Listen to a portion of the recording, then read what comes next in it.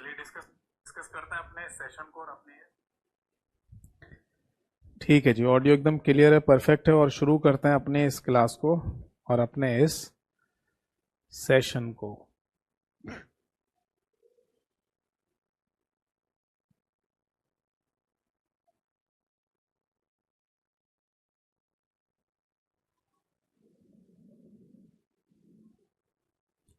ठीक है जी।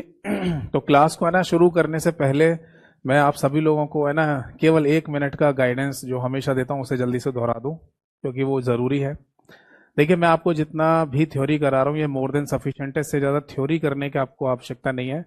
आप इसके अलावा एमसीक्यू प्रैक्टिस करिए, यानी कि मल्टीपल चॉइस क्वेश्चंस की प्रैक्टिस। और उसमें भी आपको क्या करना है, मेरे यूट्यूब चैनल पे जाना है जिसका नाम है कंप्यूटर बाय यतेंद्र सर। वहाँ है ना 2 चीज़ें आप फॉलो करते रहिए। एक तो कम्युनिटी वाले सेक्शन में मैं जितने भी क्वेश्चन डालता हूँ आप उन सभी क्वेश्चंस को देखिए, ट्राई कीजिए, आपको लगेगा कि हमारा एक मॉक टेस्ट हो रहा है। फिर आप चले जाओ प्लेलिस्ट वाले सेक्शन में, वहां पर आपको एक प्लेलिस्ट मिलेगी MCQ practice for all exam के नाम से। ठीक है, तो उसमें जितनी भी क्लासेस हैं और जितनी क्लासेस आए हैं वो सारी आपको देखनी है। उनसे आपको जरूर डेफिनेटली फायदा मिलेगा। ठीक है, क्योंकि वो सारे पीवाईक्यूज हैं। अगर आप बोलेंगे सर आप अपने जो एमसीक्यूज वगैरह या पीवाईक्यू प्रैक्टिस करा रहे हैं इसकी पीडीएफ फाइल आप हमें दे देंगे, तो वो आपको मिल जाएगी मेरी टेलीग्राम चैनल पर, जिस टेलीग्राम चैनल का नाम है same computer by Yatendra sir. ठीक है, तो वहां पर आपको है ना एमसीक्यू प्रैक्टिस की क्लासेस मिल जाएंगे, मतलब पीडीएफ मिल जाएंगी। और चैप्टर्स के टॉपिक्स के वो सारे पीडीएफ भी आपको वहां पर मिल जाएंगे। अगर किसी को मेरे इन दोनों ऑफिशियल चैनल से जुड़ने में दिक्कत हो रही हो तो आप मुझे सीधे व्हाट्सएप या टेलीग्राम पर मैसेज कर दीजिएगा, अपने बैच का नाम लिखकर मेरे लिंक, ऑफिशियल लिंक आपके पास आ जाएंगे। ठीक है जी, तो चलिए शुरू करते हैं अपने इस सेशन को, इस क्लास को। सबसे पहले नमस्कार सभी को नमस्कार। डेट डाल देता हूं मैं, 26 सितंबर यानी 26 सितंबर 2024, ये आज की तारीख है। और हमारा जो मुख्य टॉपिक चल रहा था बेटा उसका नाम है दैट इज कंप्यूटर सॉफ्टवेयर।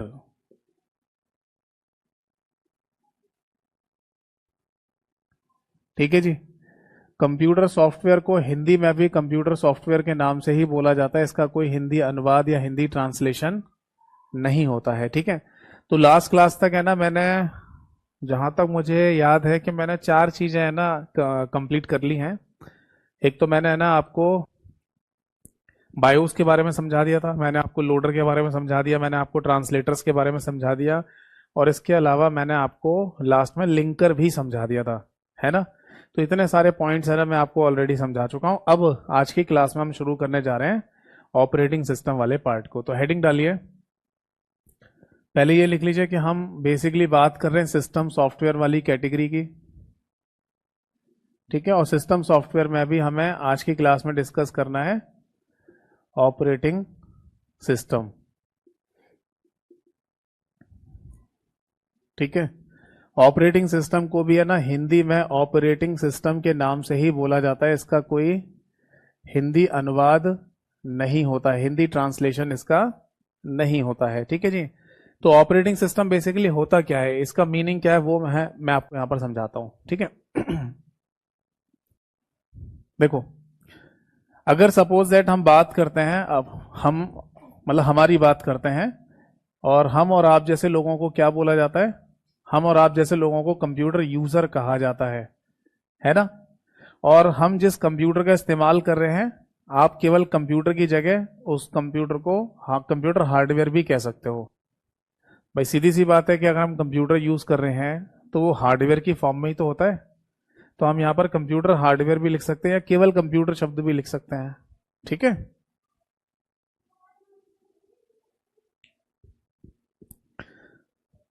विशाल जी मैंने आपका कमेंट पढ़ लिया है, बट अभी क्लास शुरू हो चुकी है, तो मैं चाहूंगा कि आप है ना क्लास के एंड में ये बात पूछें मेरे से जो आप पूछ रहे हैं। ठीक है, अभी जो टॉपिक चल रहा है उसके डाउट पूछिए। देखो, क्योंकि फिर क्लास डिस्टर्ब हो जाती है और फिर टॉपिक भी डिस्टर्ब हो जाता है। तो मैं ये कह रहा था कि कंप्यूटर यूजर हम और आप जैसे लोग हो गए, और ये है कंप्यूटर हार्डवेयर यानी कि हमारा कंप्यूटर। ठीक है, तो अगर हम कंप्यूटर यूजर को कंप्यूटर हार्डवेयर के साथ जोड़ना चाहते हैं तो बेसिकली हमें यहां पर ऑपरेटिंग सिस्टम की आवश्यकता पड़ेगी ही पड़ेगी। समझे या नहीं? बिना ऑपरेटिंग सिस्टम के एक यूजर हार्डवेयर को इस्तेमाल नहीं कर सकता। और जब कोई ऑपरेटिंग सिस्टम कंप्यूटर हार्डवेयर के ऊपर डाल दिया जाता है तो ये बना देता है एक प्लेटफॉर्म, जिसको हिंदी में मंच के नाम से भी बोला जाता है। और उसी मंच पर या उसी प्लेटफॉर्म पर आपके एप्लीकेशन सॉफ्टवेयर्स रन करते हैं। एप्लीकेशन सॉफ्टवेयर क्या होते हैं ये बात आपको ऑलरेडी पता ही है, ठीक है ना? तो बेसिकली हम यहाँ पर बात कर रहे हैं किसी यूजर को हार्डवेयर के साथ जोड़ने की। तो ये जोड़ा जाएगा ऑपरेटिंग सिस्टम के द्वारा, और ऑपरेटिंग सिस्टम जैसे ही आप है ना कंप्यूटर हार्डवेयर में डाल देंगे तो उसके बाद आप अपने एप्लीकेशन सॉफ्टवेयर के थ्रू जो भी काम करना चाहें वो कर सकते हैं। ठीक है जी। तो यहां पर बेसिकली हम है ना एरो बनाएंगे कुछ इस तरीके से।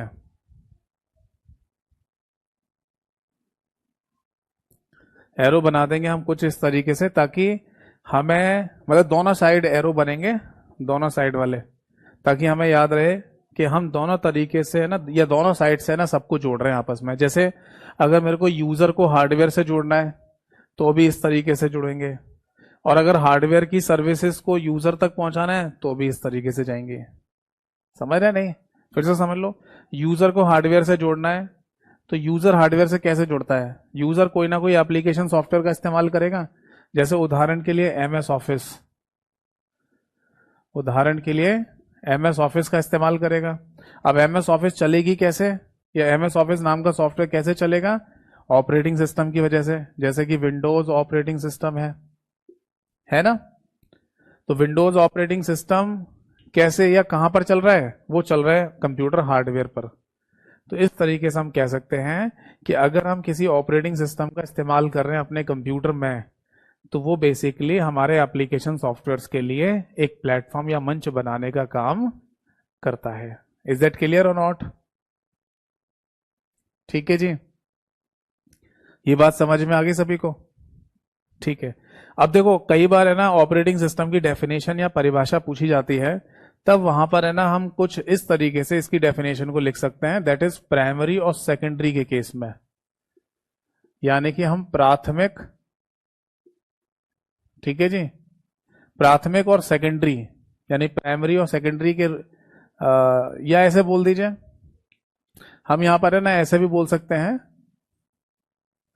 कि प्राइमरी फंक्शन, ये है ना हम यहां पर लिख सकते हैं प्राइमरी फंक्शन। यानी कि हिंदी में इसे कहा जाएगा कि किसी भी ऑपरेटिंग सिस्टम को इस्तेमाल करने का प्राथमिक कार्य क्या होता है। किसी भी ऑपरेटिंग सिस्टम को यूज करने का प्राथमिक कार्य क्या होता है। इस तरीके से ना हम एक ऑपरेटिंग सिस्टम की डेफिनेशन को यहां पर लिख सकते हैं। जैसे अगर मैं किसी ऑपरेटिंग सिस्टम का इस्तेमाल कर रहा हूं तो इसका सिंपल सा मतलब है कि वो यूजर को हार्डवेयर के साथ जोड़ने का काम कर रहा है। यस और नो? तो हम यहां लिख लेंगे it works as an intermediator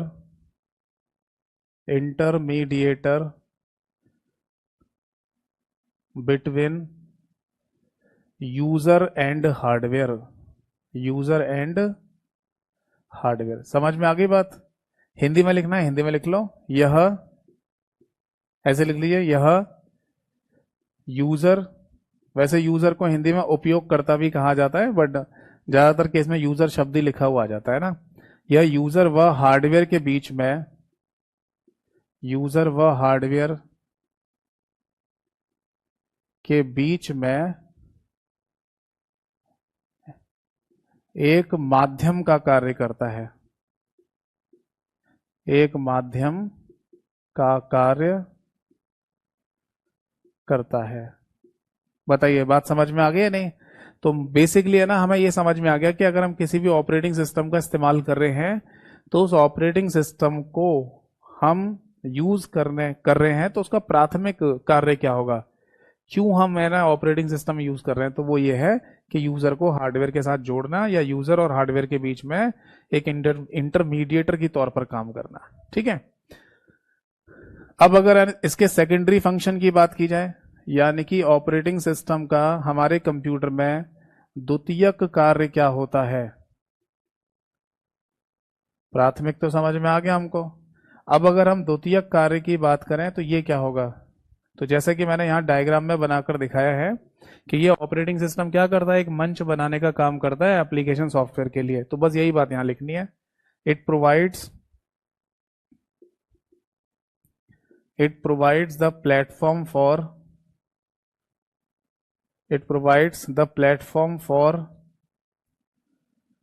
application software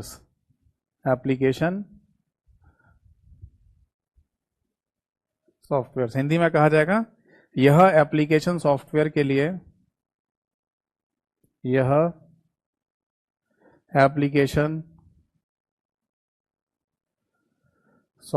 के लिए मंच बनाने का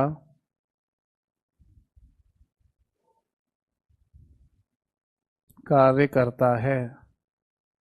बताइए बात समझ में आ गई या नहीं?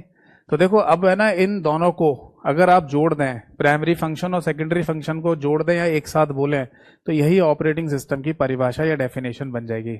ठीक है, मैं फिर से बोल देता हूं, एक बार बोल देता हूं। It works as an intermediator between user and hardware and it provide the platform for application software. Hindi में कहा जाएगा, यह यूजर और हार्डवेयर के बीच में एक माध्यम का कार्य करता है और एप्लीकेशन सॉफ्टवेयर के लिए मंच बनाने का कार्य भी करता है। ये क्या हो गया, ये ऑपरेटिंग सिस्टम की डेफिनेशन या परिभाषा हो जाएगी। बताओ जी, बात समझ में आ गया? नहीं, नोट कर लीजिए। और बाकी मैं यही बोलूंगा कि अगर आपका नोट करने का मन नहीं है तो आराम से केवल सुनते रहिए। मैं जिस टेलीग्राम चैनल की जानकारी आपको क्लास के शुरुआत में दे रहा था, यानी कि कंप्यूटर बाय यतीन्द्र सर के नाम से है, वहां पर है ना कंप्लीट क्लास पीडीएफ आपको मिल जाएगी कंप्यूटर सॉफ्टवेयर के नाम से। ठीक है, तो उसको भी डाउनलोड करके आप प्रिंट आउट निकलवा कर भी पढ़ सकते हैं, रिवीजन कर सकते हैं। यहाँ केवल सुनते रहिए। और अब तो मैंने ना अपने टेलीग्राम चैनल पर एक बच्चे की है ना हैंड रिटन में लिखे हुए नोट्स की पीडीएफ फाइल भी अपलोड करी है, तो वो भी अगर आपको सही लगे तो उससे भी रिवीजन कर सकते हो। ठीक है, और खुद से बना रहे हैं तो ये अच्छी बात होती है, खुद से नोट्स बनाने चाहिए। तो ये बात समझ में आ गई, ऑपरेटिंग सिस्टम एग्जैक्टली है क्या चीज? ठीक है, चलिए तो फाइनली अब आगे बढ़ेंगे और देखेंगे कि ऑपरेटिंग सिस्टम हमारे कंप्यूटर के अंदर बेसिकली कैसे क्या काम करता है, और इसके कुछ एग्जाम्पल वगैरह भी देखते हैं।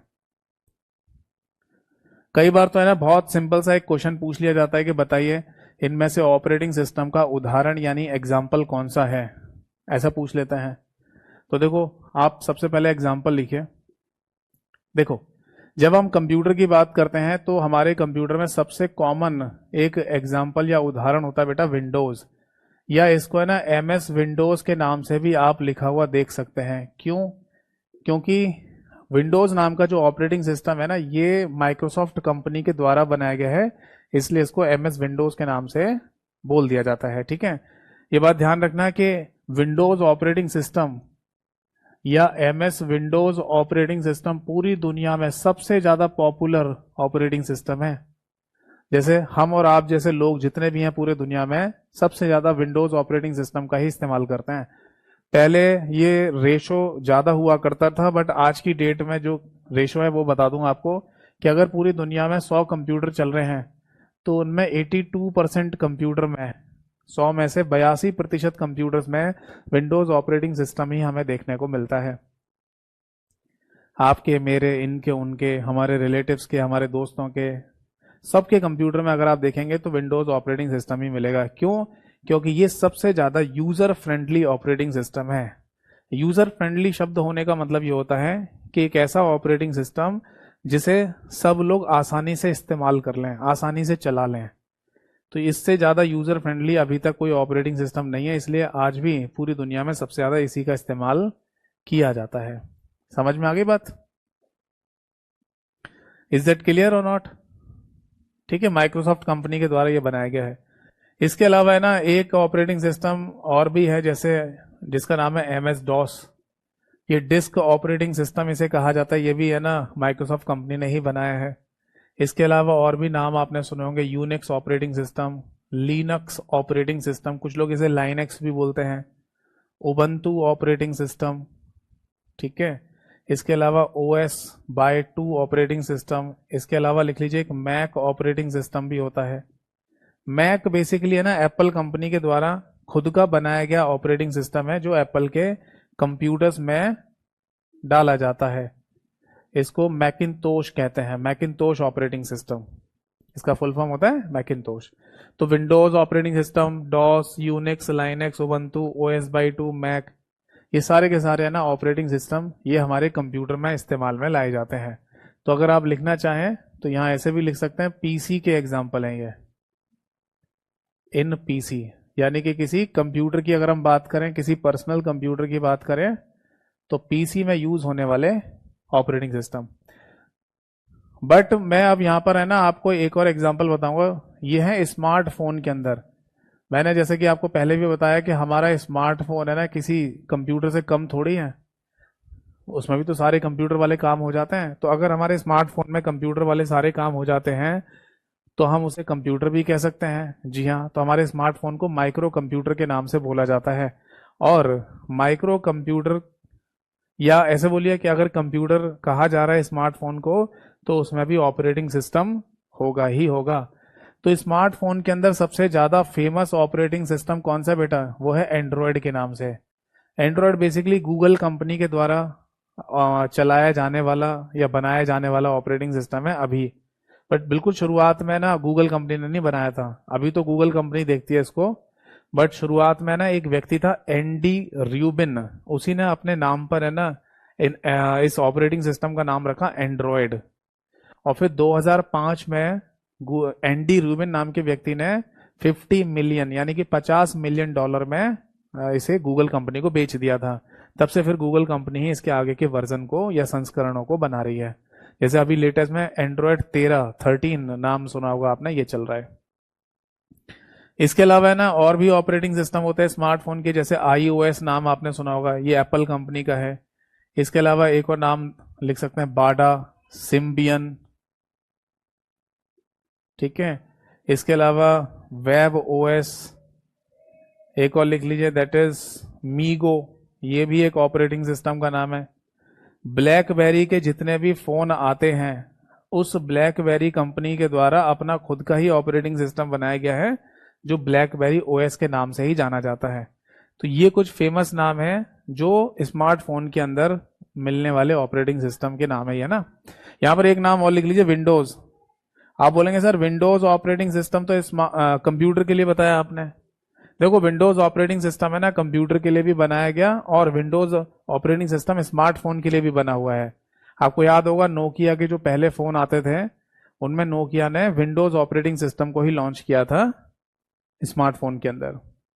वैसे नोकिया के और जो पहले स्मार्टफोन आते थे उसमें सिम्बियन नाम का ये ऑपरेटिंग सिस्टम होता था।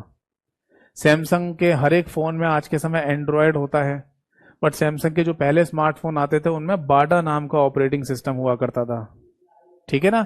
तो ये सारे एग्जाम्पल यहाँ जितने भी मैंने लिखे हैं, ये सारे स्मार्टफोन के एग्जाम्पल हैं, और ये सारे एग्जाम्पल लिखे हैं ये पीसी में पाए जाने वाले या कंप्यूटर में इस्तेमाल में लाए जाने वाले ऑपरेटिंग सिस्टम के नाम है, ठीक है। नोट कर लीजिए इनको, कोई डाउट है तो पूछिए।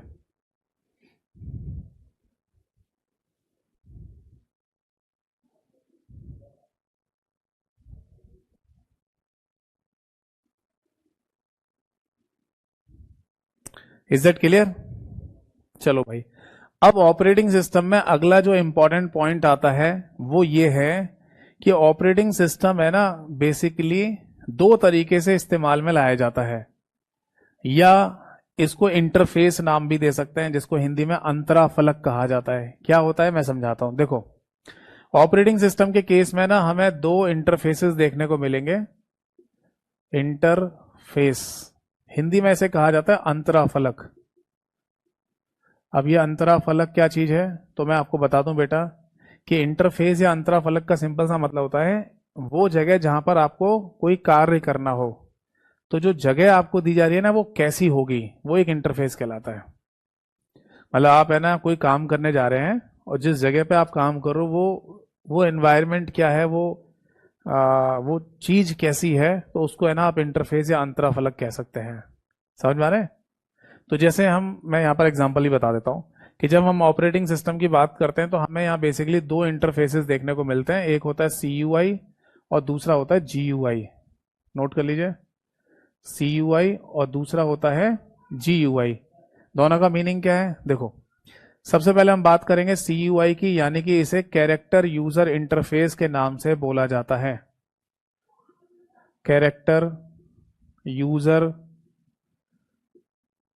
इंटरफेस, इसका सिंपल सा मतलब ये होता है कि कैरेक्टर यूजर इंटरफेस वाले जितने भी ऑपरेटिंग सिस्टम है उनमें केवल और केवल आप ओनली कीबोर्ड कमांड के थ्रू ही काम कर सकते हैं, बस। इसके अलावा और किसी तरीके का कोई काम नहीं किया जा सकता। क्या मतलब है इसका? ओनली कीबोर्ड कमांड का क्या मतलब है? इसका मतलब यह है कि यहां पर केवल कीबोर्ड का इस्तेमाल हो सकता है, बस। मतलब माउस का यूज नहीं होगा ना, माउस का यूज करने का कोई ऑप्शन ही नहीं है। क्यों? क्योंकि कैरेक्टर यूजर इंटरफेस वाले जितने भी ऑपरेटिंग सिस्टम होते हैं उन सभी ऑपरेटिंग सिस्टम में केवल आपको एक स्क्रीन दिखाई देगी, जनरली ब्लैक कलर की स्क्रीन, और आप वहां पर केवल कमांड लिख लिख कर काम करेंगे, बस। और कोई तरीका नहीं। वहां कोई इमेज नहीं होती, वहां कोई ग्राफिक्स नहीं है, वहां कोई चित्र नहीं होता। ठीक है। एक शब्द है ना यहां पर और भी इस्तेमाल में लाया जाता है। CUI वाले जितने भी ऑपरेटिंग सिस्टम होते हैं तो आप उनमें कैसे काम करेंगे? कीबोर्ड कमांड के थ्रू। तो यहां एक शब्द और भी इस्तेमाल में लाया जाता है, CLI, जिसको बोल देते हैं बेटा command line interface. Command line interface, यानी कि एक ऐसा इंटरफेस आपको मिल रहा है काम करने के लिए जिस पर केवल और केवल कमांड के थ्रू आप काम करेंगे, है ना? ठीक है। तो इसके एग्जाम्पल कौन कौन से होते हैं, यानी उदाहरण कौन कौन से हैं? तो देखो मैं आपको बता दूं, अगर उदाहरण की बात करेंगे तो यहां पर एग्जाम्पल आ जाएगा जैसे MS-DOS। ठीक है जी। डिस्क ऑपरेटिंग सिस्टम, अगर आपने इसके बारे में पहले कभी पढ़ा या सुना है तो आपको पता होगा। डिस्क ऑपरेटिंग सिस्टम की अगर हम बात करते हैं तो इसमें बेसिकली आपके सामने ना एक स्क्रीन आएगी ब्लैक कलर की, और आप वहां पर केवल कीबोर्ड कमांड लिख लिख के ही काम कर सकते हैं।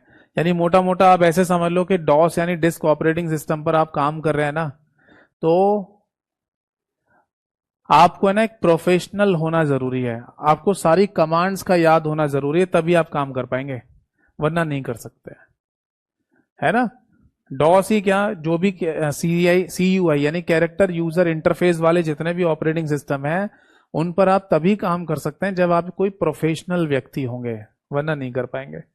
तो डॉस एग्जाम्पल है इसका। एक एग्जाम्पल और लिख सकते हैं, OS/2।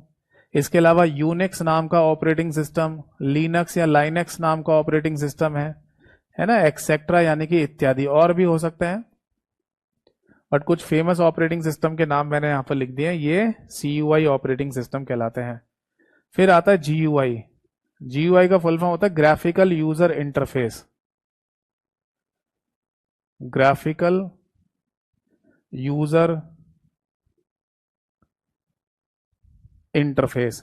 यहां पर क्या करते हैं, यहां पर है ना हमें कीबोर्ड कमांड का तो इस्तेमाल करना ही है, यानी कि कीबोर्ड का इस्तेमाल तो करना ही करना है, एंड माउस क्लिक का इस्तेमाल करके भी हम अपना काम कर सकते हैं। मतलब कि माउस का यूज भी हम यहां पर कर पाएंगे। क्यों? क्योंकि यहां पर सारी की सारी चीजें ना हमको ग्राफिक्स के फॉर्म में, इमेजेस के फॉर्म में भी दिखाई देती हैं। ठीक है ना?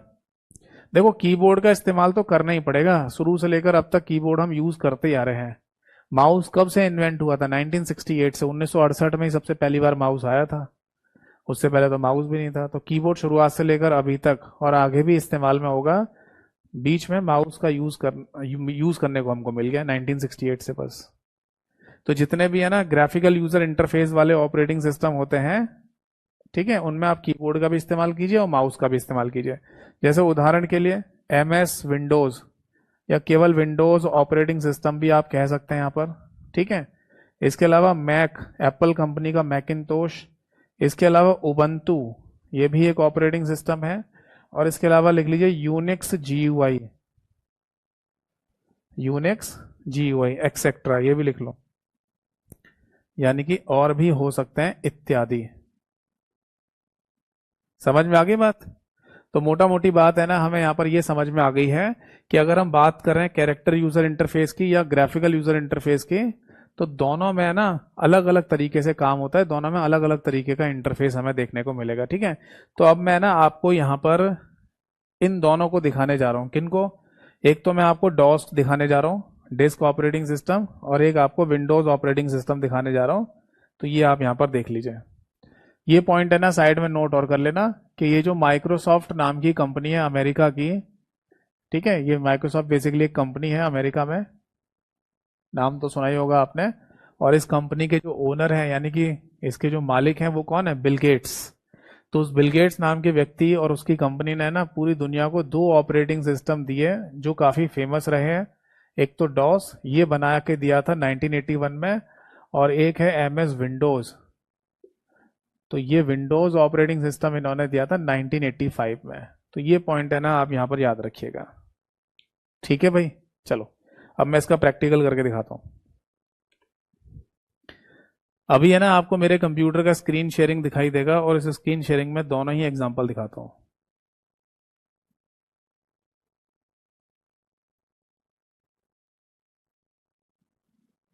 एक बार जल्दी से कमेंट सेक्शन में बता दीजिए, मेरे कंप्यूटर का स्क्रीन शेयरिंग आपको दिख रहा है? मतलब मेरे कंप्यूटर की जो स्क्रीन है वो आपको दिखाई दे रही है?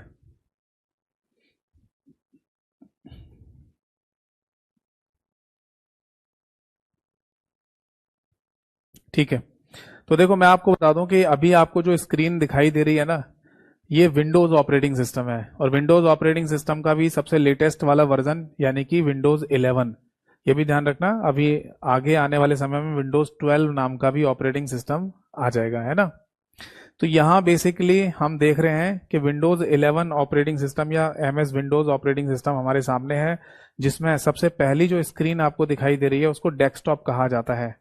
ये जो स्क्रीन आपको दिख रही है इसे डेस्कटॉप कहते हैं।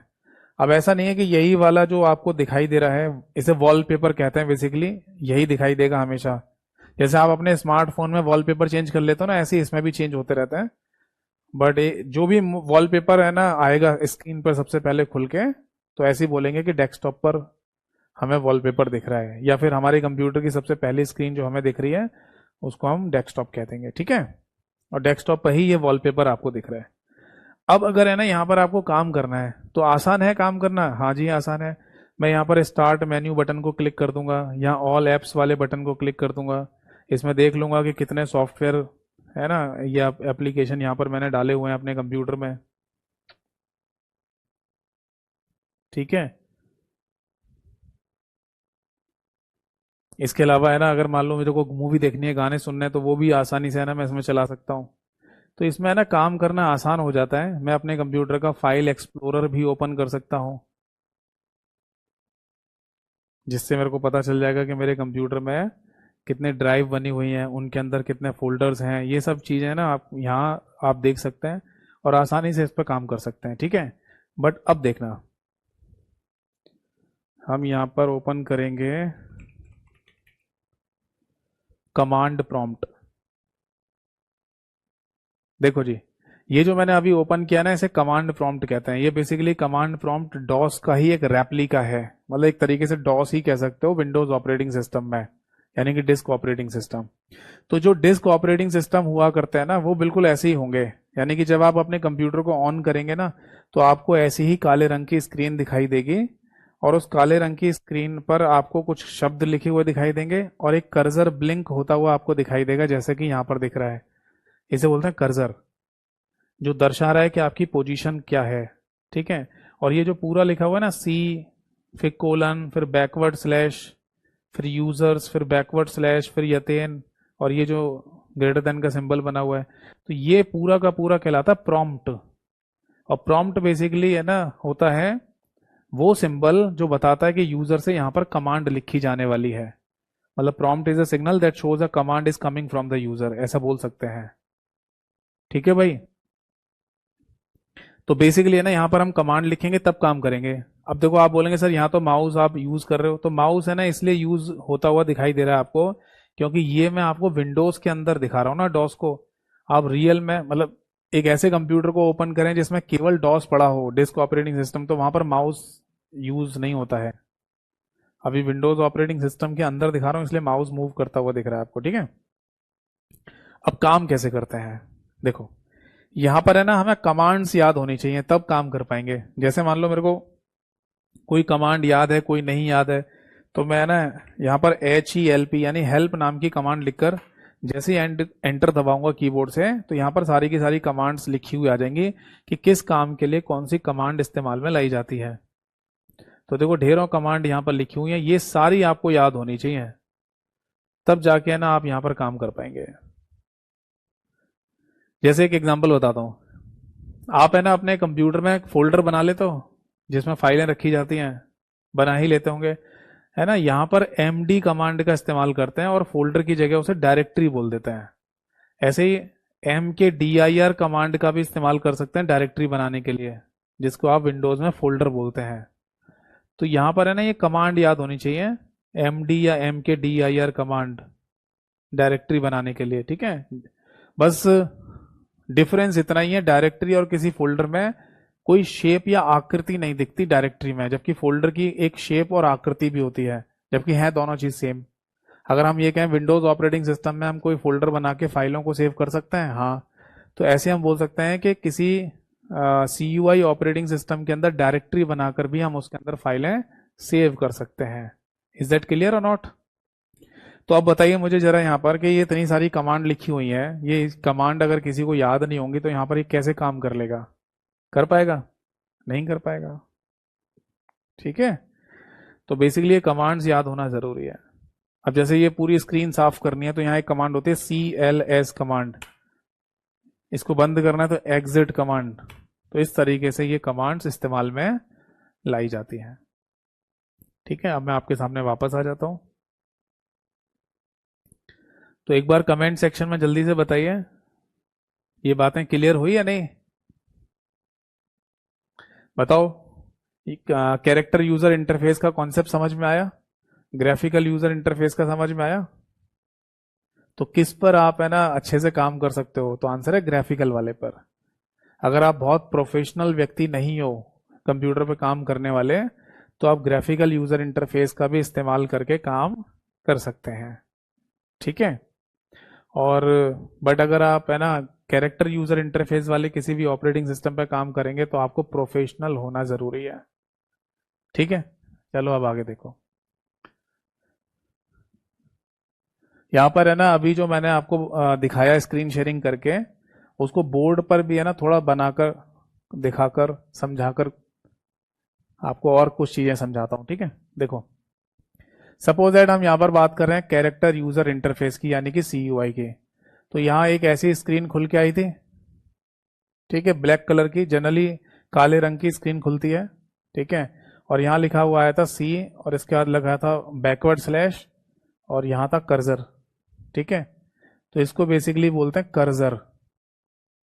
कर्सर बेसिकली वो सिंबल होता है जो दर्शाता है कि आपकी पोजीशन कहाँ है, आप कहाँ लिखने जा रहे हो, और ये ब्लिंक करता रहता है, यानी आता जाता रहता है। और ये जो पूरा का पूरा सिंबल आपको दिखाई दे रहा है कर्सर के साथ, इसको बेसिकली प्रॉम्प्ट कह दिया जाता है, या कई बार आप इसको कमांड प्रॉम्प्ट भी कह सकते हैं। हिंदी और इंग्लिश दोनों में ही प्रॉम्प्ट के नाम से बोलते हैं, ठीक है जी। अब इसका मीनिंग क्या होता है वो मैं आपको समझा देता हूँ। लिख लीजिए, प्रॉम्प्ट इज अ सिग्नल, जो मैंने अभी बोला भी था, prompt is a signal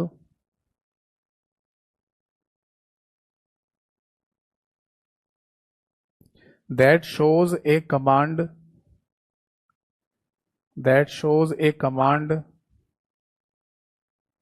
from the user। Hindi में कहा जाएगा prompt एक सिग्नल है, prompt एक सिग्नल है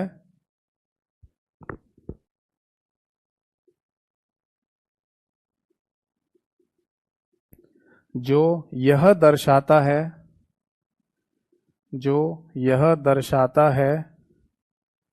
कि यूजर से कमांड आने वाली है। अच्छा, ये नहीं लिखा मैंने, prompt is a signal that shows a command is coming from the user, ये भी तो लिखो, a command is coming from the user, ठीक है।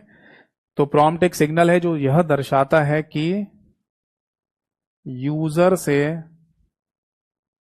कमांड आने वाली है, कमांड आने वाली है। बताओ बेटा, बात समझ में आ गई या नहीं? नोट कर लीजिए। Is that clear?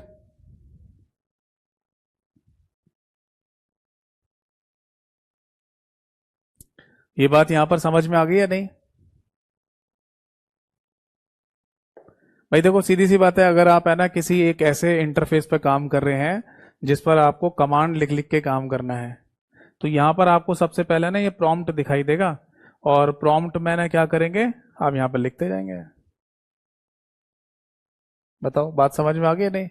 और ये कर्सर यहां पर दिखता रहेगा जो कि दर्शाता है कि यूजर से अब कमांड आने वाली है। मतलब यूजर से नहीं, वो तो प्रॉम्प्ट बता रहा है। कर्सर बेसिकली आपकी पोजीशन को दर्शाएगा, जहां पर कर्सर ब्लिंक कर रहा होगा यानी आ रहा जा रहा आ रहा जा रहा होगा, मतलब ये वो जगह है जहां पर, मतलब ये वो जगह है जो दिखा रहा है आपको कि आप यहां पर हैं, यहां से टाइपिंग कर रहे हैं। ठीक है, नोट कर लीजिए इसको, कोई डाउट है तो पूछिए।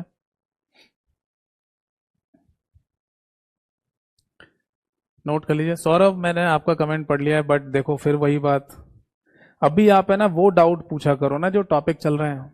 आपके मेरे भाई हर एक कमेंट का आंसर देके जाऊंगा, बट क्लास के एंड में पूछना।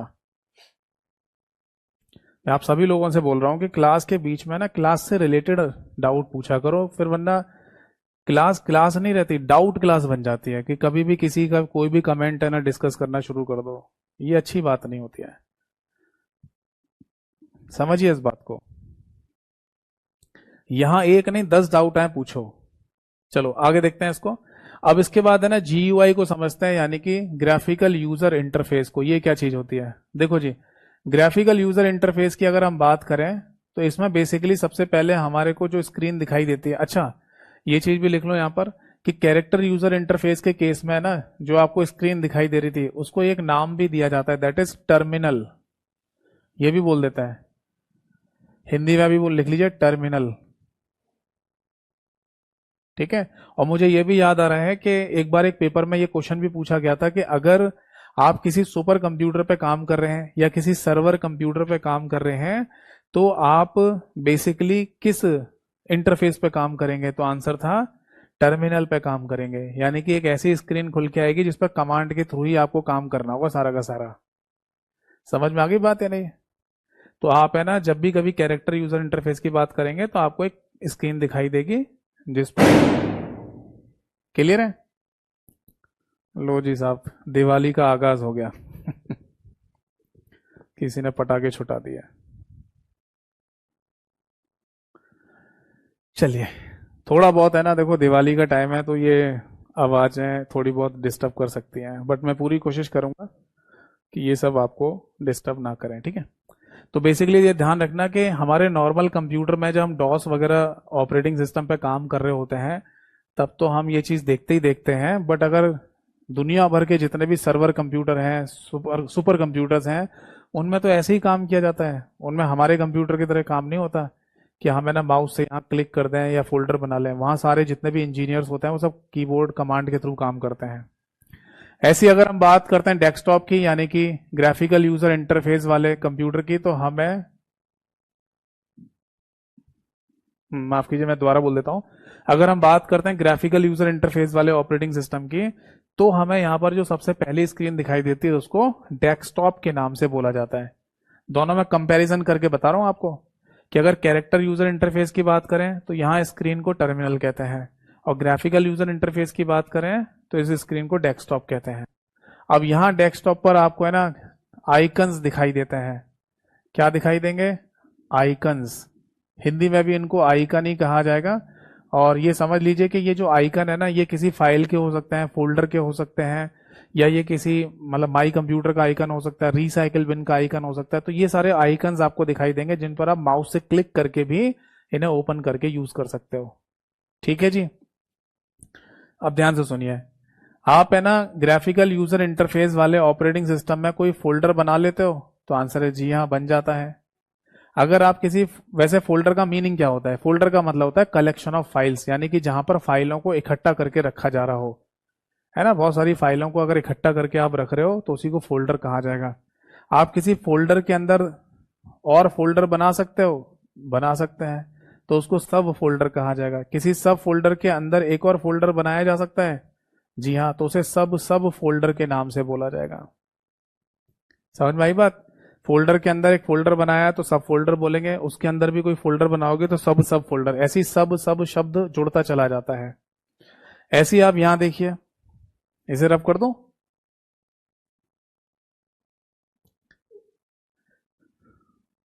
इसी तरीके से आप यहां देखो बेटा कि CUI यानी कि कैरेक्टर यूजर इंटरफेस के केस में ना हम यहां पर बेसिकली क्या बनाते हैं, यहां डायरेक्टरी बना रहे तो होते हैं। ठीक है, अब डायरेक्टरी और फोल्डर में अंतर क्या है, फोल्डर का अपना एक नाम भी होता है प्लस शेप यानी कि आकृति भी होती है जिससे कोई फोल्डर पहचाना जा रहा होता है। ठीक है, बट अगर हम बात करें किसी डायरेक्टरी की तो इसका केवल और केवल नाम होता है, ओनली नेम, कोई इमेज, कोई ग्राफिक्स, कोई आकृति कुछ नहीं होती। सेम कॉन्सेप्ट यहां पर भी है। डायरेक्टरी का इस्तेमाल किस लिए हो रहा होता है, फाइलों को इकट्ठा करके रखने के लिए। किसी डायरेक्टरी के अंदर कोई डायरेक्टरी बना ली जाए तो उसको सब डायरेक्टरी कहा जाता है, और किसी सब डायरेक्टरी के अंदर और भी डायरेक्टरी बना दी जाए तो उनको सब सब डायरेक्टरी के नाम से बोल दिया जाता है। ठीक है, डायरेक्टरी के अंदर डायरेक्टरी तो सब डायरेक्टरी, और उसके अंदर भी कोई डायरेक्टरी है तो उसको सब सब डायरेक्टरी कहा जाएगा। ठीक है, बट यहां पर एक चीज कॉमन है, जो मुख्य डायरेक्टरी है या मुख्य फोल्डर है उसको एक नाम से जाना जाता है, दैट इज रूट। रूट बोल देता हूं उसको। एक पेपर में ना कुछ समय पहले क्वेश्चन पूछा गया जहां ये पूछा गया था कि बताइए जहां से डायरेक्टरीज बनना शुरू होती हैं, जहां मुख्य डायरेक्टरी होती है उसे क्या कहा जाता है, तो उसे रूट कह देते हैं या रूट डायरेक्टरी के नाम से बोला जाता है। समझ में आ गया, या रूट फोल्डर भी कह सकते हैं आप। यहां से फोल्डर बनना शुरू हुए थे ना तो पहले फोल्डर को यहां पर रूट फोल्डर कहेंगे। यहां से डायरेक्टरीज बनना शुरू हुई है ना तो इस डायरेक्टरी को रूट डायरेक्टरी के नाम से बोला जाता है। नोट कर लीजिए, कोई डाउट है तो पूछिए।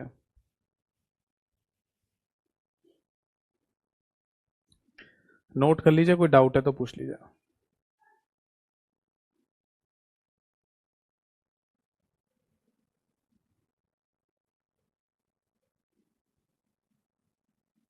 तो फाइनली है ना हमें समझ में आ गया कि अगर हम ऑपरेटिंग सिस्टम की बात कर रहे हैं तो यहाँ पर इंटरफेस जो शब्द है ना वो काफी इंपॉर्टेंट होता है, और इसमें दो तरीके के इंटरफेसेस मिलते हैं हमें काम करने के लिए, एक कैरेक्टर यूजर इंटरफेस और दूसरा ग्राफिकल यूजर इंटरफेस।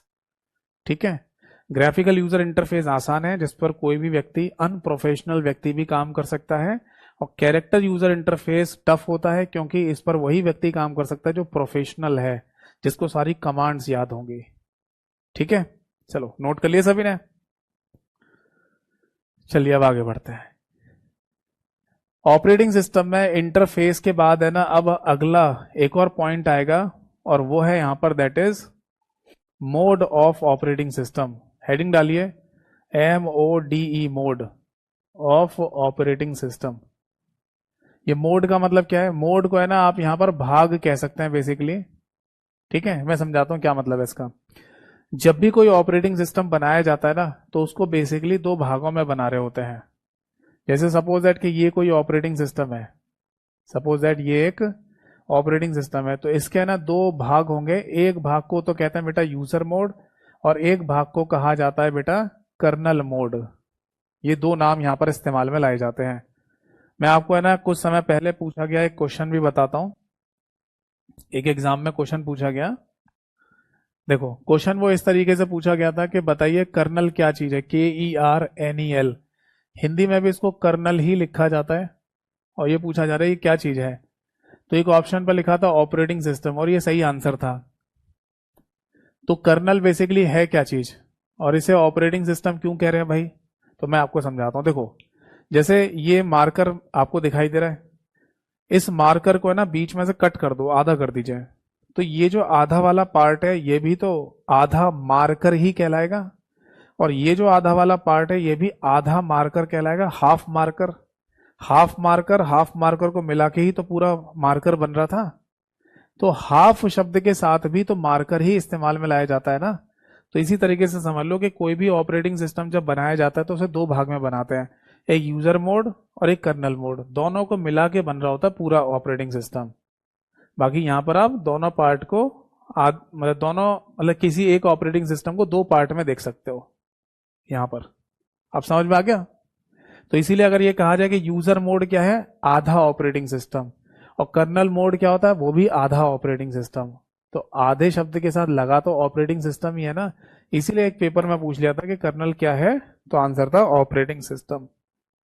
ठीक है, नहीं तो एक लॉजिकल कॉन्सेप्ट में अगर पूछा जाए तो फिर ऐसे पूछते हैं कि कर्नल क्या है, तो हम वहां पर ऑप्शन में देना चाहिए था मोड ऑफ ऑपरेटिंग सिस्टम। अब चलो इसका मीनिंग क्या होता है वो समझाता हूं। देखो, सबसे पहले हम बात करते हैं यूजर मोड की, या एक काम करते हैं, सबसे पहले कर्नल मोड को देखिए, KERNEL, कर्नल मोड। देखो, आपको पता होना चाहिए कि हम जब है ना कंप्यूटर को ऑन करते हैं ना, किसी भी कंप्यूटर को ऑन कर रहे हैं या किसी स्मार्टफोन को ऑन करते हैं, तो बेसिकली ऑपरेटिंग सिस्टम का कर्नल मोड ही पूरे हार्डवेयर पर कंट्रोल करने का काम करता है। इन शॉर्ट ये कह सकते हैं कि हमारे पूरे कंप्यूटर हार्डवेयर को या स्मार्टफोन को कंट्रोल करने वाला, मैनेज करने वाला कर्नल मोड ही होता है ऑपरेटिंग सिस्टम का आधा भाग। और जब स्मार्टफोन या कंप्यूटर ऑन हो जाता है, उसके बाद है ना फिर काम करता है यूजर मोड, जिसके थ्रू यूजर एप्लीकेशन चलाई जाती है। दोनों ही केसेस बताता हूँ। जैसे आपके कंप्यूटर में विंडोज ऑपरेटिंग सिस्टम है, तो वो भी दो भागों में बना हुआ है, यूजर मोड और कर्नल मोड में। जब आप कंप्यूटर को ऑन करते हैं तो कर्नल मोड पूरे कंप्यूटर के हार्डवेयर को कंट्रोल कर लेता है, मैनेज कर लेता है, यानी चला देता है, ऐसे बोल दीजिए। फिर आप है ना किसी भी सॉफ्टवेयर को डबल क्लिक करके ओपन करते हैं और फिर काम करना शुरू कर देते होंगे, है ना। तो वो काम जो आप कर रहे हैं किसी सॉफ्टवेयर पर, उसे चलाने की जिम्मेदारी इसकी होती है, यूजर मोड की। ऐसे स्मार्टफोन में समझो, आपके स्मार्टफोन में भी एंड्रॉयड ऑपरेटिंग सिस्टम है, तो एंड्रॉयड ऑपरेटिंग सिस्टम को दो भागों में बनाया गया होगा, कर्नल में और यूजर मोड में। ये चीज आप अपने स्मार्टफोन के अंदर देख भी सकते हैं। आप सेटिंग्स में जाना और सिस्टम इंफॉर्मेशन या सिस्टम सेटिंग में जाके जब चेक करोगे, तो वहां पर लिखा हुआ भी आ रहा होगा, ऐसा लिखा हो रहा होगा कर्नल, ऐसा लिखा आ रहा होगा एंड्रॉयड 13 या एंड्रॉयड 12, ये यूजर मोड का नाम है। एंड्रॉयड 12, एंड्रॉयड 13, और उसी के नीचे लिखा रहा होगा कर्नल वर्जन, वो ये कर्नल मोड है। तो जब आप अपने फोन को ऑन करते हैं ना, तो कर्नल वाला पार्ट पूरे हार्डवेयर डिवाइस को कंट्रोल कर लेता है। और फिर जब फोन ऑन हो जाएगा, उसके बाद फिर आप अपने यूजर एप्लीकेशन को चला रहे होते हैं, जो यूजर मोड चला रहा होता है। जैसे आपने फोन को ऑन करके कैरेवल एप्लीकेशन पर क्लिक कर दिया और फिर कैरेवल एप्लीकेशन खुल के आ गई, तो इसे कौन चला रहा है? एंड्रॉयड ऑपरेटिंग सिस्टम का यूजर मोड चला रहा है उसे। ठीक है, तो बस इसकी जो डेफिनेशन है या परिभाषा है वो सिंपल सी ऐसी लिखी जाएगी। कर्नल मोड में आप लिख लीजिए, it manages the hardware, it manages the hardware. Hindi में कहा जाएगा यह हार्डवेयर प्रबंधन का कार्य करता है, यह हार्डवेयर प्रबंधन का कार्य करता है। ठीक है, और यूजर मोड में लिख लीजिए, it runs user applications, user applications. ठीक है जी, हिंदी में लिख लीजिए, यह यूजर एप्लीकेशंस को चलाता है, यूजर एप्लीकेशंस को चलाता है। बताइए बेटा, बात समझ में आ गई या नहीं? नोट कर लीजिए, कोई डाउट है तो पूछिए। तो फाइनली है ना, हमें ये समझ में आ गया यहाँ पर कि अगर हम किसी भी ऑपरेटिंग सिस्टम की बात करें, तो वो ऑपरेटिंग सिस्टम है ना हमें बेसिकली दो पार्ट में बना हुआ दिखाई देता है, एक यूजर मोड कहलाता है और एक कर्नल मोड के नाम से जाना जाता है।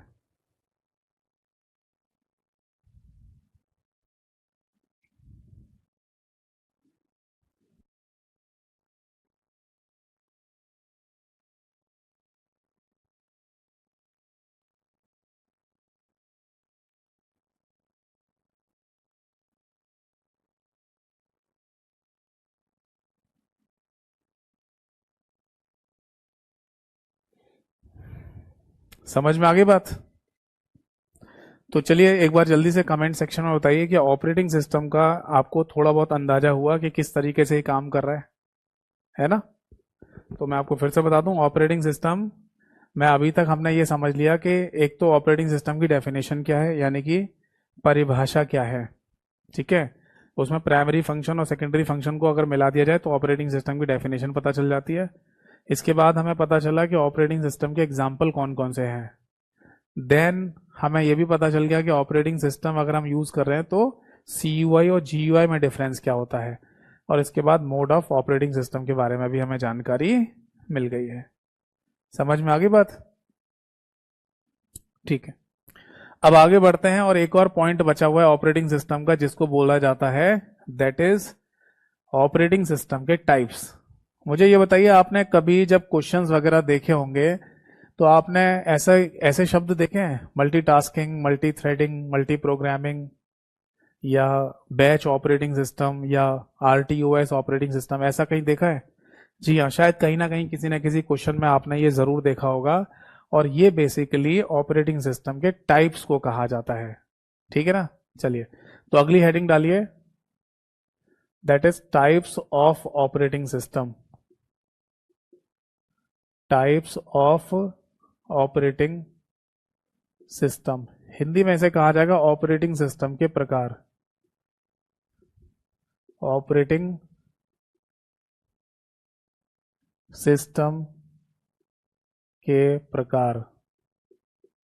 ठीक है जी। अब देखिए, ध्यान से सुनिएगा, ऑपरेटिंग सिस्टम के प्रकार की अगर हम बात करें तो सबसे शुरुआत में ना हमारे सामने एक नाम आता है जिसे बैच ऑपरेटिंग सिस्टम के नाम से बोलते हैं।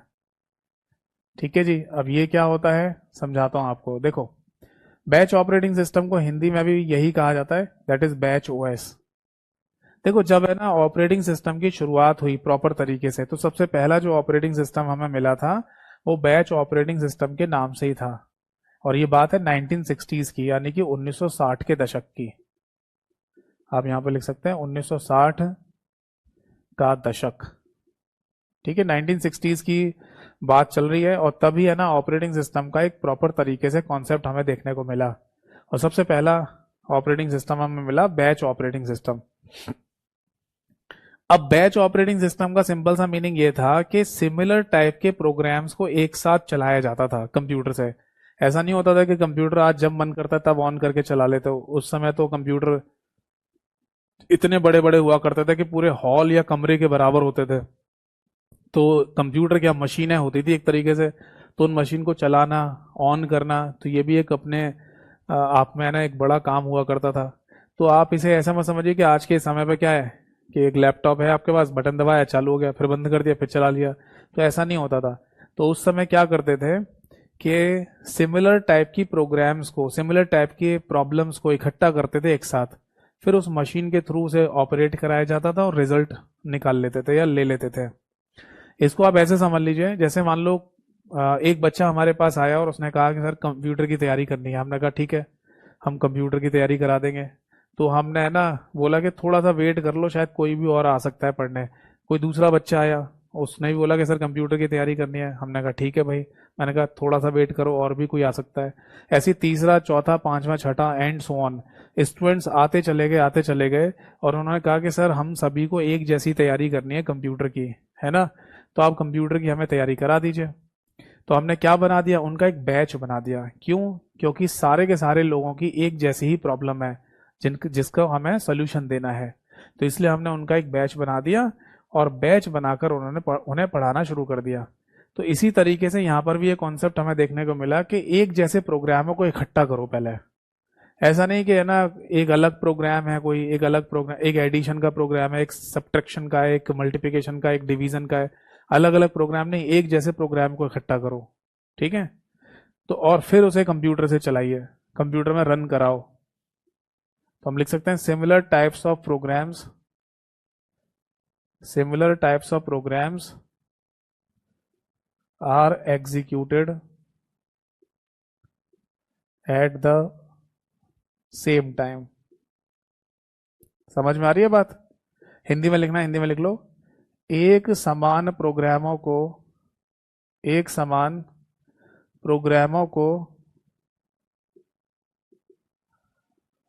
एक साथ चलाया जाता था, एक साथ चलाया जाता था। बताइए बात समझ में आई या नहीं? जैसे उदाहरण के लिए आप यहां लिख सकते हैं, मान लीजिए अगर कोई प्रोग्राम है, P1 नाम का प्रोग्राम है, मतलब प्रोग्राम को यहां पर मैं P बोल रहा हूं, ठीक है, ये बात मैंने आपको पहले भी बताई है कि P से डिनोट कर सकते हैं किसी प्रोग्राम को। तो ये प्रोग्राम नंबर P1 है ना, ये एडिशन पर आधारित है। ऐसी प्रोग्राम नंबर P2 ये भी एडिशन पर आधारित है, और ऐसी प्रोग्राम नंबर P3 ये भी एडिशन पर आधारित है। तो तीनों एक जैसे प्रोग्राम हो गए ना, प्लस प्लस प्लस के। एक कंडीशन ये भी तो हो सकती थी, प्रोग्राम नंबर P1 प्लस पर आधारित है, प्रोग्राम नंबर P2 माइनस पर, और प्रोग्राम नंबर P3 मल्टीप्लिकेशन पर आधारित होता, तब ये सब अलग अलग तरीके की कैलकुलेशन हो जाती है ना। तो अभी हमने क्या किया, तीनों एक जैसे प्रोग्रामों को इकट्ठा किया, ठीक है, और फाइनली इस ऑपरेटिंग सिस्टम के थ्रू इसे चलाकर और आउटपुट ले लिया। समझ में आ रहा है? तो इस तरीके का कॉन्सेप्ट है ना हमें यहाँ पर देखने को मिलता है। एक बात और लिखेंगे हम यहाँ पर कि यहाँ है ना सभी लोगों को कंप्यूटर चलाने की वो परमिशन नहीं मिलती थी।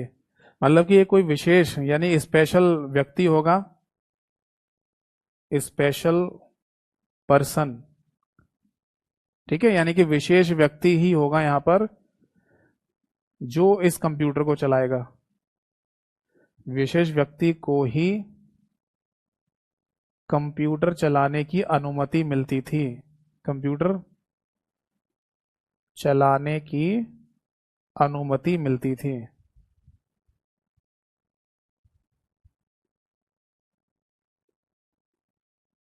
बताइए बात समझ में आ गई या नहीं? मतलब हर एक व्यक्ति है ना कंप्यूटर, जैसे आज हमारे पास कोई लैपटॉप है, उसे कोई भी चला सकता है। मैं चला लेता हूँ, मेरे घर में सारे लोग चला लेते हैं, मेरे दोस्त चला लेते हैं, कोई रिलेटिव आ जाए वो भी चला सकता है। बट इन कंप्यूटर्स को है ना कोई एक विशेष व्यक्ति ही चला पाता था, और उस विशेष व्यक्ति को नाम दिया जाता था कंप्यूटर ऑपरेटर। Computer operator. तो इससे एक बात और पता चल रही है कि यहां पर है ना लैक ऑफ यूजर इंटरेक्शन होता था, यानी कि लोगों का कंप्यूटर से जुड़ने में अभाव है या नहीं।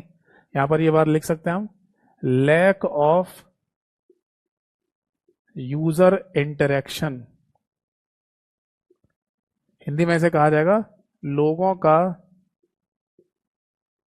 या फिर यूजर कह दो, यूजर यानी कि उपयोगकर्ताओं का, लोगों की जगह लिख लो उपयोगकर्ताओं का,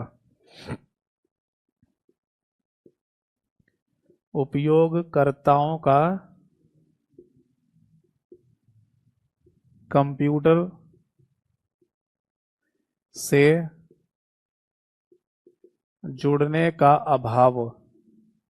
मतलब हर एक व्यक्ति नहीं जुड़ सकता ना, हर एक व्यक्ति काम नहीं कर सकता क्योंकि कंप्यूटर को चलाना नहीं आता हर एक व्यक्ति को।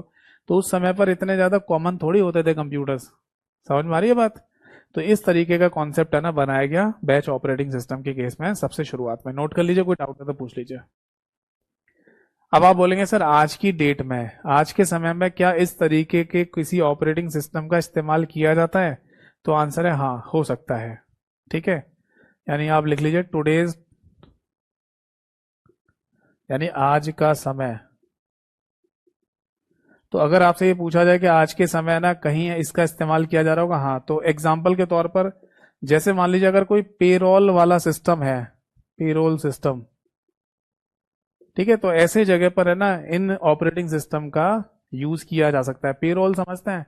पेरोल को यहां पर है ना आप ऐसे समझ लीजिए, जैसे है ना मान लो, इसको ऐसे समझ लो जैसे कोई डिपार्टमेंट है, कोई मान लो कोई विभाग है, और उसके जितने भी कर्मचारी हैं उनका पेरोल तैयार करना है आपको। आप एक तरीके से पेमेंट भी समझ सकते हो कि सभी का एक जैसा पेमेंट तैयार करना है। तो वहां पर है ना इस तरीके की प्रोसेसिंग आपको देखने को मिल जाएगी। मतलब मुद्दे की बात यह है कि जहां पर है ना मतलब बड़ा काम हो, मतलब ज्यादा काम हो और एक जैसा ही काम हो, तो वहां पर है ना हमें बैच प्रोसेसिंग या बैच ऑपरेटिंग सिस्टम का यूज करने को मिल जाएगा। ये बात समझ में आ गई या नहीं? मतलब एक बहुत बड़ा वर्क है और एक जैसा वर्क है, तो वहां पर है ना ये कॉन्सेप्ट हमें देखने को मिल जाएगा। ठीक है, नोट कर लीजिए। इसके बाद है ना अगला एक और ऑपरेटिंग सिस्टम का एग्जांपल हमें यहां देखने को मिला, और इसका नाम है बेटा that is multi programming operating system. इसका क्या मीनिंग है समझाता हूं, देखो। इस मल्टी प्रोग्रामिंग को है ना समझने से पहले कुछ छोटे मोटे क्वेश्चंस है, उनके आंसर हमें पता होना जरूरी है। पहले हेडिंग डाल देता हूं, that is multi programming operating system. ठीक है, हिंदी में इसको मल्टी प्रोग्रामिंग ही कहा जाएगा।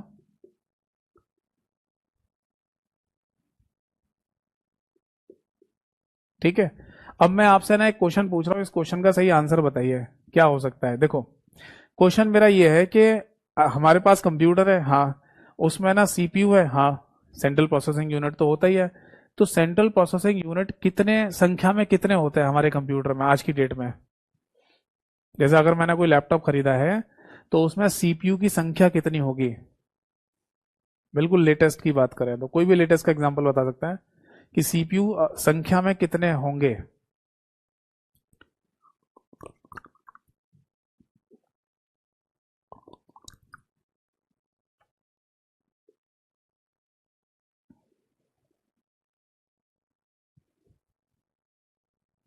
क्या होगा इस क्वेश्चन का आंसर?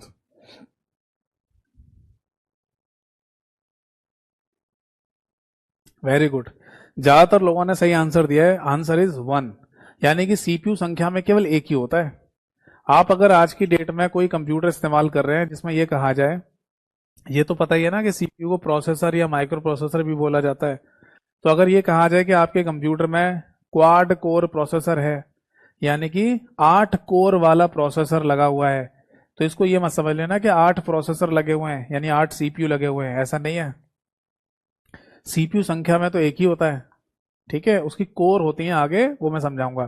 फिलहाल बस समझ लो कि सीपीयू हमारे कंप्यूटर में एक ही लगा होता है शुरुआत से लेकर अब तक, ठीक है। एक पॉइंट और याद रखना कि सीपीयू के अंदर है ना, एक बार में केवल एक ही प्रोग्राम जा सकता है बस। जैसे ये हमारे कंप्यूटर का सीपीयू है और इसमें अगर आप किसी प्रोग्राम को भेज रहे हैं P1 को, तो एक बार में केवल P1 नाम का ही प्रोग्राम जाएगा। ये P1 नाम का कोई प्रोग्राम है तो एक बार में एक ही प्रोग्राम सीपीयू के अंदर रहेगा। अब आप बोलेंगे सर सीपीयू के अंदर अगर हम कोई दूसरा प्रोग्राम भेजना चाहें तो पहले P1 नाम के प्रोग्राम को वहां से निकालना पड़ेगा। ये उसी तरीके से समझ लो कि किसी ऑफिस में आप गए और वहां पर एक ही चेयर है बैठने के लिए, एक ही चेयर है, और वहां पर है ना कोई दूसरा व्यक्ति आकर बैठना चाहे तो बैठ सकता है? नहीं। तो पहले वाले को उठाना ही पड़ेगा आपको वहां से, पहले उठो भाई मैं बैठूंगा, वरना एक समय पर एक ही चेयर पर दो आदमी नहीं बैठ सकते। तो उसी तरीके से सीपीयू हमारा हमेशा ऐसे ही काम करता है कि इसके अंदर एक बार में एक ही प्रोग्राम का डेटा जाएगा। कुछ समय पहले हरियाणा में भी एक एग्जाम हुआ जहां एक क्वेश्चन पूछा गया था कि बताइए एक बार में सीपीयू के अंदर कितने प्रोग्राम्स रह सकते हैं, तो आंसर था ओनली 1। एक बार ऐसे ही पूछा गया कि बताओ एक कंप्यूटर में कितने सीपीयू हो सकते हैं एक साधारण कंप्यूटर में, तो आंसर है ओनली 1, एक ही सीपीयू होता है साधारण कंप्यूटर में। अब समझते हैं मल्टी प्रोग्रामिंग का कॉन्सेप्ट क्या है। देखो, एक्चुअली कंप्यूटर इंजीनियर्स ने क्या कर लिया कि हमारे कंप्यूटर की जो मेमोरी है ना, उस मेमोरी में कई तरीके के अलग अलग प्रोग्राम डाल दिए, जैसे P1 नाम का प्रोग्राम, P2 नाम का प्रोग्राम और P3 नाम का प्रोग्राम। और ये अलग अलग तरीके के प्रोग्राम थे। यानी P1 नाम का प्रोग्राम है ना एडिशन पर बेस्ड है, P2 नाम का प्रोग्राम सब्ट्रैक्शन पर, और P3 नाम का प्रोग्राम मल्टीप्लिकेशन पर बेस्ड है। जबकि इससे पहले क्या हो रहा था, अभी एक जैसे प्रोग्राम थे, P1 P2 P3 तीनों एक जैसे होने चाहिए तभी चलेगा। अब यहां पर हम मेमोरी के अंदर अलग अलग तरीके के प्रोग्राम रख सकते हैं, है ना। ये है हमारे कंप्यूटर का सीपीयू यानी कि सेंट्रल प्रोसेसिंग यूनिट। अब इसमें P1 नाम के प्रोग्राम को अगर भेजा जाएगा, ठीक है जी, तो यहां मल्टी प्रोग्रामिंग में क्या हो रहा था, बस एक यही एडवांटेज हमें मिला कि मेमोरी के अंदर अलग अलग तरीके के प्रोग्रामों को रख लिया गया। अब सीपीयू के पास अगर भेजेंगे ना तो वो एक एक करके ही जाएगा। अब जैसे P1 नाम का प्रोग्राम सीपीयू के अंदर गया हुआ है, तो जब तक ये P1 नाम का प्रोग्राम पूरा खत्म नहीं हो जाएगा तब तक P2 नाम के प्रोग्राम को या P3 नाम के प्रोग्राम को यहां पर आने नहीं देगा, या उनको मौका नहीं मिलेगा यहां पर। बताइए बात समझ में आ गई या नहीं? तो पहला जो इंपॉर्टेंट पॉइंट है वो ये है, यहां पर मल्टी प्रोग्रामिंग में ऐसे नोट कर लीजिए, मल्टीपल प्रोग्राम्स या multiple types of programs are stored in memory। Hindi में लिखना, हिंदी में लिख लो, मेमोरी में अलग अलग तरीके के, मेमोरी में अलग अलग तरीके के कई सारे प्रोग्रामों को रखा जा सकता है, कई सारे प्रोग्रामों को रखा जाता है। ठीक है जी, पहली बात तो ये आ गई। दूसरी बात जो यहाँ पर इंपॉर्टेंट है वो ये है बेटा कि P1, P2, P3 नाम के जो प्रोग्राम है मेमोरी के अंदर, उनमें से एक बार में एक ही प्रोग्राम जाएगा सीपीयू के पास, और जब तक वो पूरा नहीं हो जाएगा तब तक दूसरे को मौका भी नहीं मिलेगा सीपीयू के अंदर आने का, है ना। तो इससे क्या पता चल रही है, इससे एक बात पता चल रही है, lack of responsiveness. Lack of responsiveness क्या मीनिंग है इसका, लिखिए प्रतिक्रिया में कमी, प्रतिक्रिया देने में कमी, ऐसा लिख लो, प्रतिक्रिया देने में कमी। देखो ये बात ध्यान रखना कि रिस्पॉन्सिवनेस की बात आए, रिस्पॉन्स की बात आए, तो ये सीपीयू के रिगार्डिंग बात चल रही होती है कि यहां पर सीपीयू के द्वारा कम प्रतिक्रिया दी जा रही है। लिखना चाहें तो ये भी लिख लो, सीपीयू के द्वारा कम प्रतिक्रिया दी जा रही है। समझ में आ रही है बात। इस बात को है ना आप ऐसे समझ लो, ऐसे लिख सकते हो यहां पर, जैसे सपोज दैट कि है ना अगर 3 बच्चे हैं जो मेरे से डाउट पूछने आए, 3 बच्चों ने कहा सर हमें डाउट पूछना है, मैंने कहा ठीक है भाई पूछ लो। तो मैंने ये कहा देखो मैं सभी बच्चों के डाउट तो बता दूंगा बट एक बार में एक एक करके आना बस। तो ये समझ लो ये तो है ना 3 बच्चे हैं जो किसी वेटिंग एरिया में बैठे हुए हैं, और ये कौन है, ये सीपीयू यानी कि टीचर है जो डाउट क्लियर करेगा। तो अब टीचर ने ये बोला कि है ना एक एक करके आना, तो एक बच्चा आ गया, अब वो चाहे आधा घंटा बैठे चाहे 1 घंटा बैठे, जब तक वो डाउट अपने सारे खत्म नहीं कर लेगा, टीचर है ना किसी दूसरे बच्चे को मौका ही नहीं दे रहा है आने का। तो ये यहाँ पर है ना रिस्पॉन्सनेस की कमी मिल रही हो रही है, प्रतिक्रिया कम दी जा रही है, सीपीयू यानी सीपीयू को टीचर मान लो, तो टीचर के द्वारा ना यहाँ पर कम प्रतिक्रिया दी जा रही है बच्चों को, टीचर के द्वारा कम प्रतिक्रिया दी जा रही है बच्चों को। जैसे यहाँ पर सीपीयू के द्वारा प्रोग्राम्स को कम प्रतिक्रिया दी जा रही है, वो एक को इंपॉर्टेंस दे रहा है तो बाकी सबको भूल जा रहा है। कब तक देगा, जब तक ये पूरा नहीं हो जाएगा, फिर किसी और को मौका मिलेगा। तो इस तरीके के कॉन्सेप्ट को ना मल्टी प्रोग्रामिंग का कॉन्सेप्ट कहा गया। नोट कर लीजिए, कोई डाउट है तो पूछिए।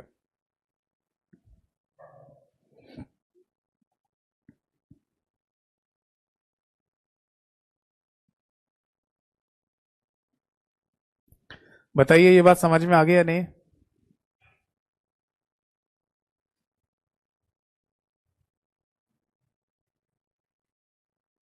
ठीक है, अब इसके बाद है ना,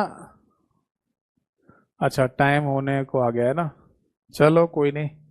तो फिर एक काम कर लेते हैं, अगली नेक्स्ट क्लास में ना मैं आगे के जो ऑपरेटिंग सिस्टम है उनके बारे में जिक्र कर लूंगा। जैसे कि है ना मैंने आपको बताया भी है कि हमारी 1.25 घंटे की क्लास रखेंगे थ्योरेटिकल, और लास्ट के 10-15 मिनट रखेंगे डाउट सेशन के लिए। ठीक है, तो आज के इस सेशन को, आज के इस क्लास को हम यहीं पर समाप्त करते हैं। अब अगली क्लास में ना अभी और भी टाइप बचे हुए हैं, जैसे मल्टीटास्किंग क्या होता है, मल्टी थ्रेडिंग क्या होता है, मल्टी प्रोसेसिंग क्या होता है, आरटीओएस क्या है, नेटवर्क ऑपरेटिंग सिस्टम क्या है, और डिस्ट्रीब्यूटेड ऑपरेटिंग सिस्टम का कॉन्सेप्ट क्या होता है, ये मैं आपको समझाऊंगा नेक्स्ट अगली क्लास में। ठीक है भाई, तो आज की क्लास और सभा यहीं समाप्त होती है। अब पूछिए क्लास के बीच में जो बच्चे डाउट पूछ रहे थे, पूछो भाई।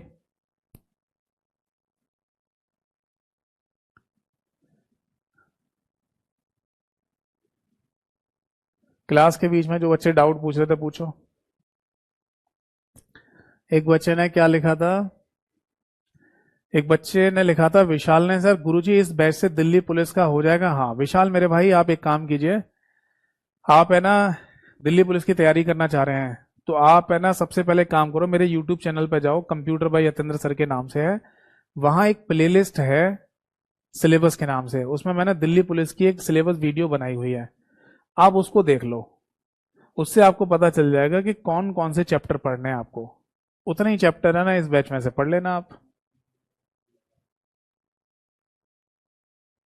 सौरभ चौधरी ने क्या पूछा था, सर वीओडी बैच और लाइव बैच में फर्क होता है क्या? नहीं, वैसे देखो कोई, वैसे तो है ना जमीन और आसमान का तो फर्क हो ही नहीं सकता।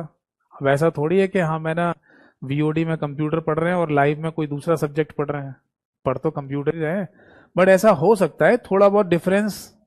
अगर बिल्कुल ही डिफरेंस नहीं है या हम अपने कंटेंट को थोड़ा बहुत भी अपडेट ना करें तो वीओडी नहीं दे देते आपको, फिर आपको है ना मतलब चेंज ही, मतलब लाइव का मतलब ही क्या रहता, फिर आपको वीओडी दे देते, भैया ले लो वीओडी जिसको चाहिए। ये तो लाइव पढ़ाने का कोई मतलब ही नहीं होता, समझ रहे नहीं? तो आप इस बात को ऐसे समझ लीजिए कि लाइव में और वीओडी में ज्यादा नहीं, मुश्किल से 10 से 20% का डिफरेंस हो सकता है। और वो भी कैसे आता है? लेटेस्ट पैटर्न को देखते हुए, लेटेस्ट क्वेश्चंस को देखते हुए जो एग्जाम में पूछे जा रहे हैं। ठीक है, बट मैं फिर भी यही बोलूंगा कि अगर कोई बच्चा जैसे वीओडी वाले बैच को कंप्लीट कर लेता है पूरा, तो इसके बाद सीधे एमसीक्यू प्रैक्टिस करिए, जैसे मैं बताता हूँ वैसे। ठीक है, जो मैं गाइडेंस देता हूँ क्लास के शुरुआत में वैसे। फिर लाइव मत देखो, और अगर लाइव देख रहे हैं तो लाइव देखो, और जो मैं गाइडेंस क्लास के शुरुआत में बताता हूँ बस उसे फॉलो करो, कोई एक देखो बस।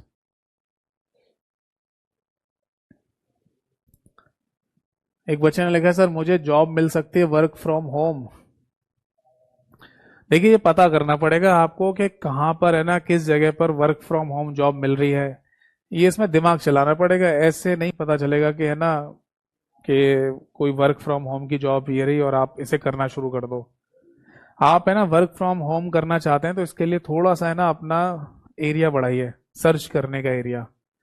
आप है ना इंटरनेट पर जाके देखो, यूट्यूब पे जाके देखो, है ना गूगल पे डाल के देखो, work from job, work from home job कौन कौन सी होती हैं।